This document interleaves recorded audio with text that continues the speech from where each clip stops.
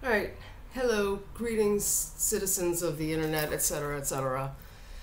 Today, we're going to be talking about early signs that a relationship, not necessarily a romantic relationship, any kind of relationship, is approaching abuse territory. Some lesser known abuse tactics that, like, if you see them and recognize them, you might want to start making a plan to leave, and some advice about leaving safely, because that is the most dangerous time for a person in an abusive relationship is when they try to leave. And then some words of support for anybody who's in an abusive relationship who's not ready to leave yet. So that's cool. We're going to do that today. I know, it's really fun, and I'm very excited. I'm not an expert on abuse. I haven't gotten my BA yet. I'm not speaking as a clinician. I'm speaking as a survivor of domestic abuse.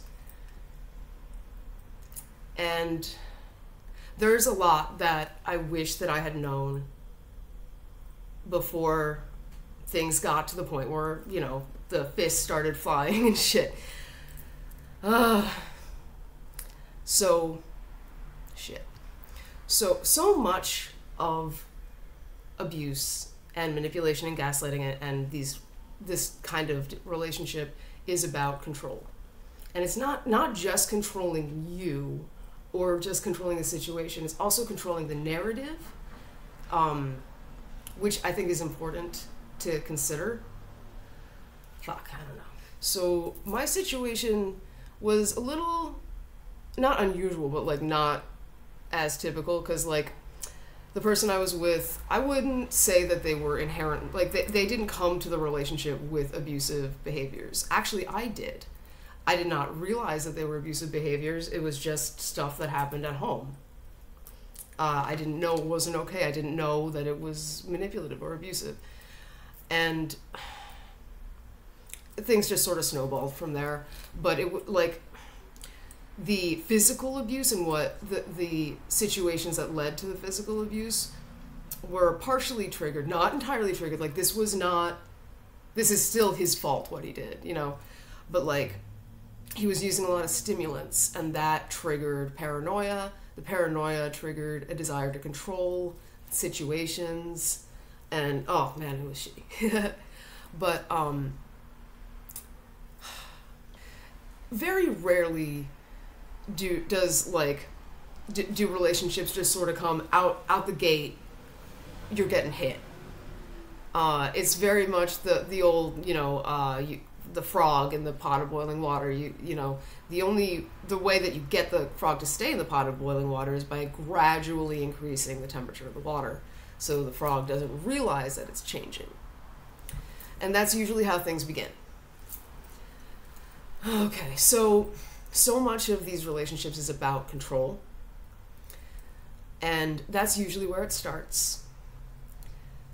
Where it started with me, well, one of the signs that I wish I had known was I had moved in with this guy, and he started being very controlling of the space. By the way, he lived there for 3 months and never paid rent. I hadn't either, but like, anyway, we're gonna get back to that. Things he would do would be like, there was like a coffee table in the living room, and I put, some, like a candle and some crystals on it, and he didn't like that, and he was like, no, you can't put that there, like, I don't want people to think we're Wiccan. I was like, okay. Since when do we care? But that gradually transformed into... Is that my boyfriend? No, I don't think so. That would gradually transform into not allowing me to keep my own belongings in the living space, and then making me. I felt the need to. He wanted me to keep everything that I owned that was in the apartment in a plastic bucket in his closet. And like like his justification started with something real. I'm a terrible mess, and I know that the chaos that I tend to create, especially back then, can cause anxiety. But like,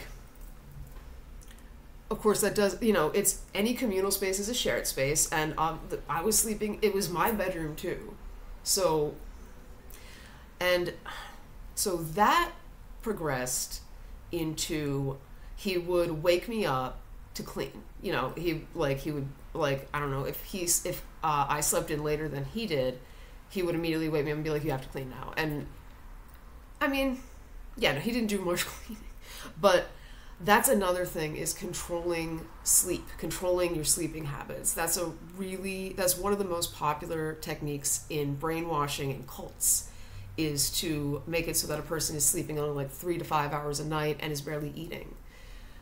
He didn't have to try to make it so I was barely eating. We were all taking a lot of drugs. Nobody was really eating very much in that apartment.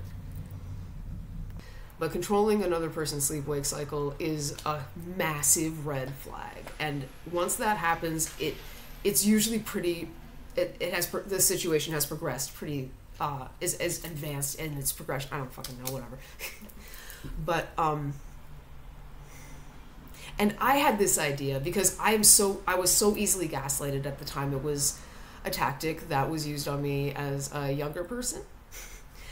And I would just sort of default if, like, I was like, hey, I'm experiencing this, and someone was like, oh, well, that's not in reality. I'd be like, oh, okay, I'm just crazy. That's fine. But that's gaslighting, is to convince somebody that their perception of reality is not cohesive with actual reality. Basically, to get somebody to adopt their version of reality as their own, and to usurp their own experience and their own reality with what this other person is telling them is real. And it is a mind fuck, I tell you what. Another thing that an abuser, I'm just going to use that word now, but that I do not like that word, because it sort of implies that the person exhibiting this behavior, that's an inherent quality that they have that they can't change. Anyway, an abuser won't just try to control the environment and won't just try to control your actions. They will try to control the larger narrative as it's being experienced by the people around you. So we mostly know about, like, slowly isolating a person from their friends and family. And, like, if your husband doesn't want to hang out with you when you're hanging out with your friends, that's normal. Maybe they just don't like your friends. But when they start trying to get you to stop hanging out with them, when they sort of dissuade you from maintaining and participating in your other relationships, oh my god, everybody here just wants everybody to know how big their dick is. I hate it. So that's one of the things that happened with me. It became more and more glaringly obvious to the other people who would hang out with us, to our friends, and even to the little girl who I was a PCA for, that he was being abusive to me.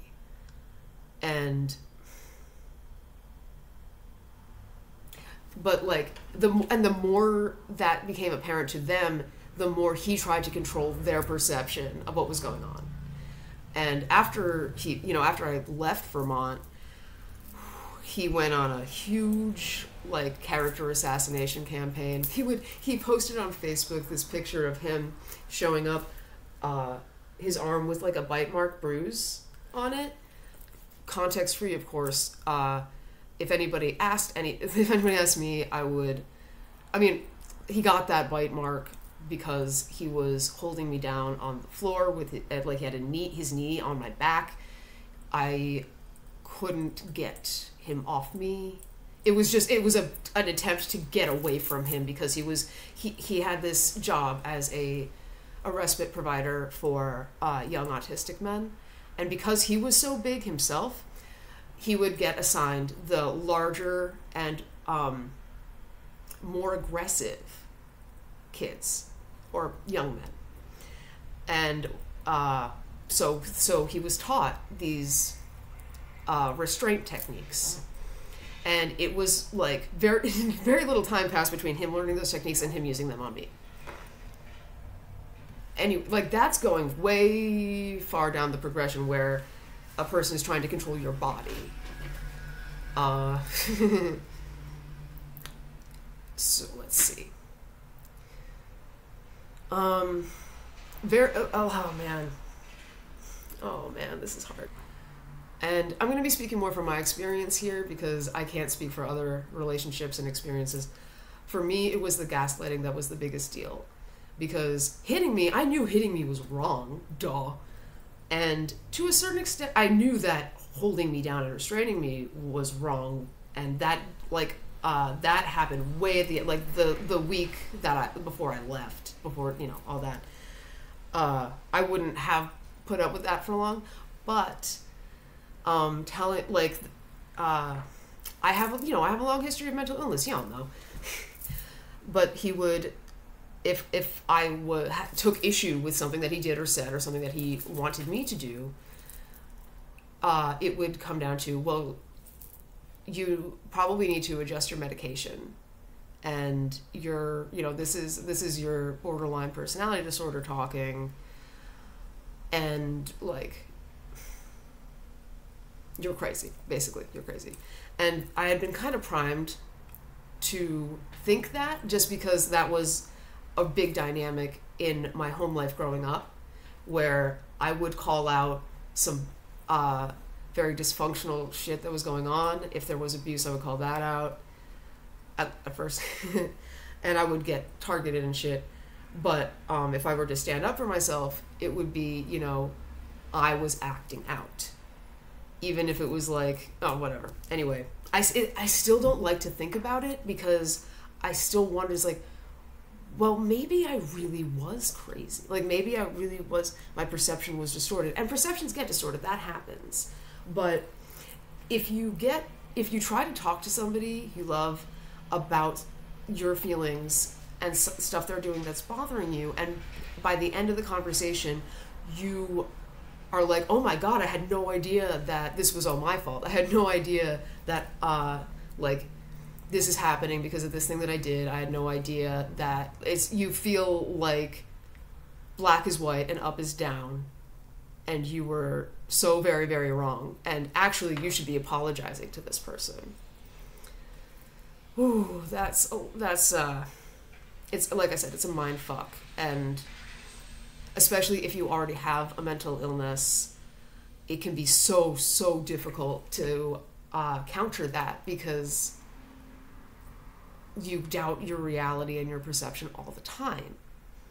And if you trust a person and you doubt your own experience inherently, and you're like, I'm having this experience, and they're like, no, it's not a thing. For me, I would immediately accept that. There's also trying to take control of your resources. What happened with me was, he would talk about wanting to claim me as a dependent in his taxes because it was so crazy. Oh my God. And fuck. I don't want to get into that. So when this came to a head in 2011, I wasn't yet, I didn't have disability. I didn't have a means of income other than this one job that I had. And I hadn't been paid yet. I actually never got paid for the $850 check that I earned, working with this girl. That's another thing. But I'm from New York. I moved in with him in Brattleboro. Here's some advice for anybody. If you're changing your location to be with somebody, that's not inherently bad, but maybe consider having your own place first. Not that that's feasible in late stage capitalism. Actually, never mind, fuck that. But okay, so another example is trying to control what you eat. A lot of men in heterosexual relationships will do this because it is very common. It's an easy way to control women's behavior, because so many of us are very conditioned to prioritize thinness above a lot of other shit. or even like it could even go the other direction, like trying to control your diet in a way that is healthier than you would prefer, or just trying to get you to eat certain things that are healthy for you. Obviously, it's nice to take interest in somebody's health, and at the same time, it can also be an insidious means of control. Now, unlike a lot of these relationships, I wasn't really that isolated. Like, we actually had two of his friends living with us. Oh, I got a text message. Check it. Never mind. But they were his friends. And Brattleboro was, I met him very early on in my presence in Brattleboro, and all of my friends were friends through him. So I didn't have a community or any resources to go to that he couldn't either try to control or like manipulate. I didn't have anything of my own. I didn't have any friends that were mine. A more obvious thing is, as I mentioned, like trying to control your resources or limit your resources, because the goal is, or not, is not conscious, but like usually once it reaches a certain point, the person starts to sort of realize that you don't want to be in this situation. And of course, instead of like trying to work on it, he just tried to make it harder and harder for me to leave.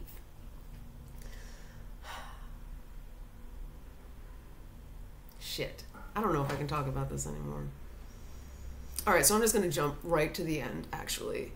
Because this is actually, I'm having more of a reaction than I thought I would. But I do think that this next part is very important.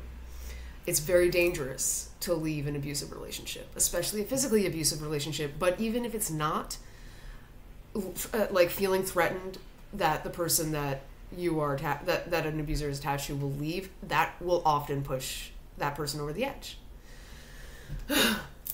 So spontaneously leaving usually doesn't work very well, especially because like even though you may recognize that the way you're being treated is not okay, that doesn't mean that like this person is still the person that you fell in love with and built a life with, and they still retain that. It's not like they become a werewolf, you know? And usually it'll happen slowly enough that you don't realize that more and more of this person's personality is becoming about control and controlling you. So if you are in an abusive relationship and you would like to leave, or you think you might like to leave, here's some tips. If your finances are being controlled, it is possible to here and there build up a cache of cash. Oh my god, that's so stupid. To a lot of people, women especially, you know, who have joint accounts that their husbands control, it's a good idea to build up a secret stash of cash. Because one of the big reasons that people go back to abusive relationships is that they really have nowhere else to go. So there's that. It's very, very good. Like, make connections if you don't have them yet, or maintain and strengthen connections that you have outside of the relationship, with people that you knew before, with people who don't know them very well, with people who aren't as involved in the relationship. I never went to anything like a women's shelter or anything, but those places, I mean, I can't imagine how, I don't know, I would have really liked to be around other women, other people dealing with the same stuff at the time. But anyway, that's beside the point. Restraining orders are only so effective because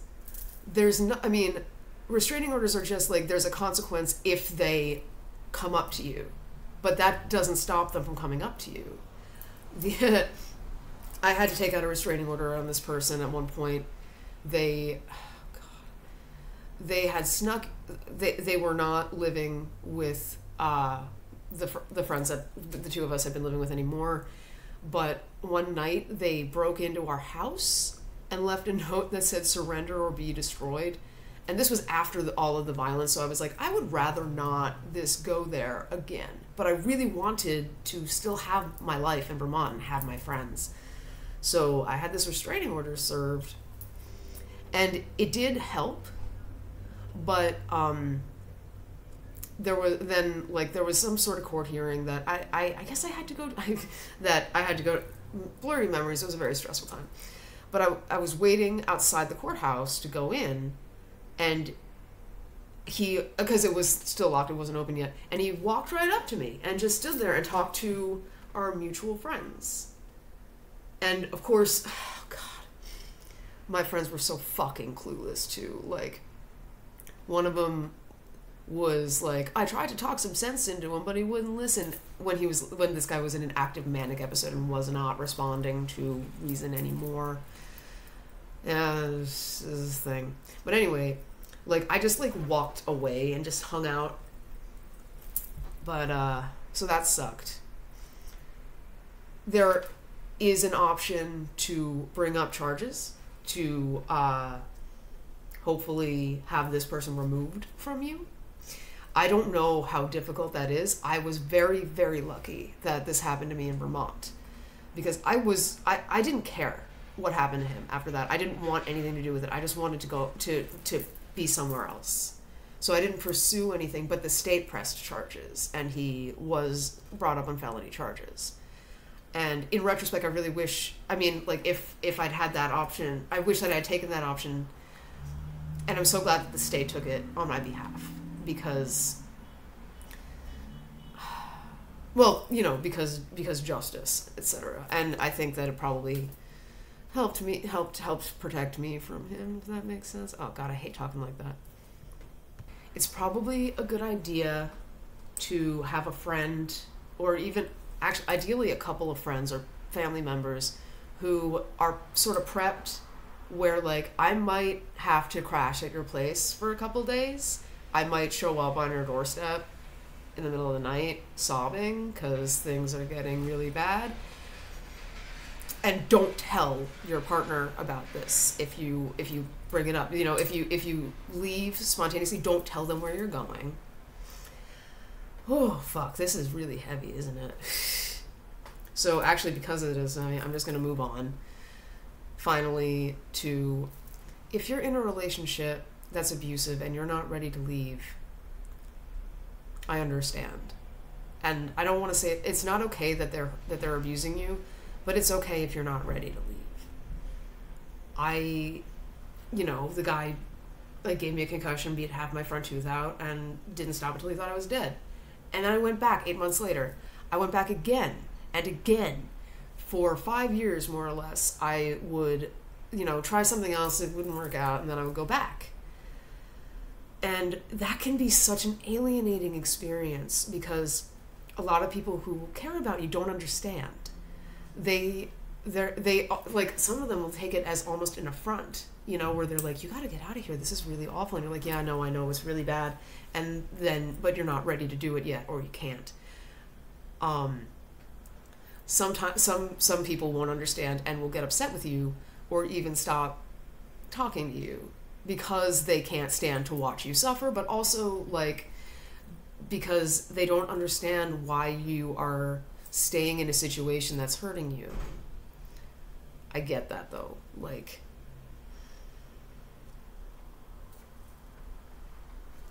I thought I heard something.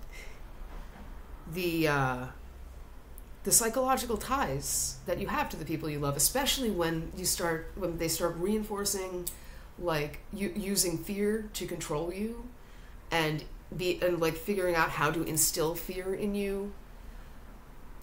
It can be like, but like, I was convinced for a large portion of this time that I really didn't have, like, that these people and this place was my only shot at having a life. That I was such a shit person, or so impossible to love, that it was useless to try to meet new people or start somewhere else. And that was very, very eagerly reinforced by the guy I was dating. Actually, the first time I got back together with him after he showed up back in my life the second he found out that I was getting disability payments. Anyway, the first time we, got back together, one of the things he said was, oh God, his dad had just died. I'm not making fun of that. He had inherited some money.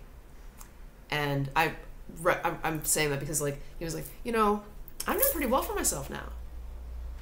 And it was like, yeah, that's great. It's really great that, like, you have a car and that, you can fix your teeth and that, you could buy food if you wanted to, but you don't. And then he, like, waited a second and was like, I don't know if we could say the same for you. He was like, buddy, I've been recovering from what you did to me. So no, I'm not doing great. But I don't like to use the term brainwashed. I don't think I was brainwashed, but something would happen where it was like my frontal lobe stopped working. I stopped being able to really identify behavior and stuff that wasn't okay. Because to retaliate against it, to stand up to it, to try to remove myself from it, I remembered what happened when I tried to do that last time. So it's better to not even question it. God, that was anyway. How did I get here?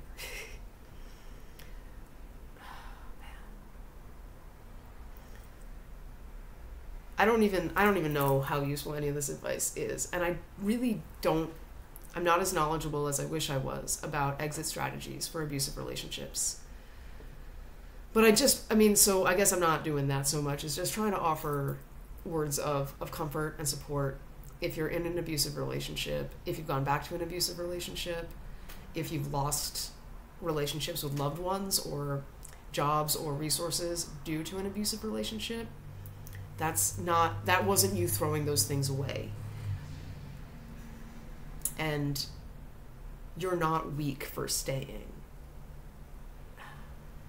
In fact, just like, you're probably at a point where you've survived quite a bit more than most people are capable of. It's so important to exit an abusive relationship with utmost care and caution. Because again, the most dangerous part of the relationship, all that. Anyway, I've been having a bad day anyway. I don't really think about, like, I've been having a good or a bad day because I have a very casual relationship with time. But, like, today hasn't been great. I think I'm gonna go. I don't know if any of this is useful to anybody. Even if it's not, maybe, it'll help somebody feel less alone in their experience. And that's all I can really hope for. Anyway, talk to y'all later. I don't know. Fuckity bye.